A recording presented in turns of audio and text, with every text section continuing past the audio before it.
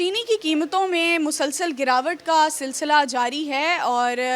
पिछले गुज़िश्ता कुछ दिनों में चीनी की कीमत 200 रुपये फ़ी किलो से तजावुज़ कर गई थी और अब चीनी की जो कीमतें हैं उसको कम करने के लिए हुकूमती इक़दामात और ज़ख़ीरा अंदोज़ी को कम करने के लिए जो हुकूमती इक़दामात हैं वो काम कर गए हैं और चीनी की कीमत अब ओपन मार्केट में 150 से 160 रुपये फ़ी किलो और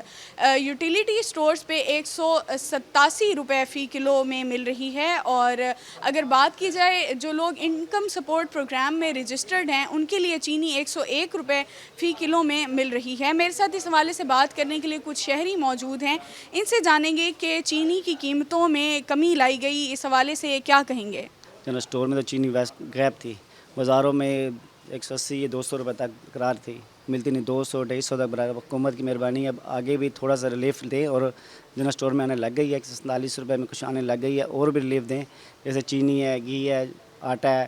क्योंकि मेहरबानी अगर आ सकते हैं स्टोर में तो मेहरबानी होगी तो और कम अज़ कम ना रिलीफ लाएँ। जी बिल्कुल, शहरियों का यही कहना है कि चीनी में कमी बिलाशुबा हुकूमत का एक अच्छा इक़दाम है और इससे शहरियों को रिलीफ़ मिलेगा। चीनी के अलावा मज़ीद अशियाए ज़रूरिया की चीज़ों में भी रिलीफ़ देना चाहिए हुकूमत को और आवाम का यही मुतालबा है इस वक्त हुकूमत से कि मज़ीद रिलीफ़ मिलना चाहिए।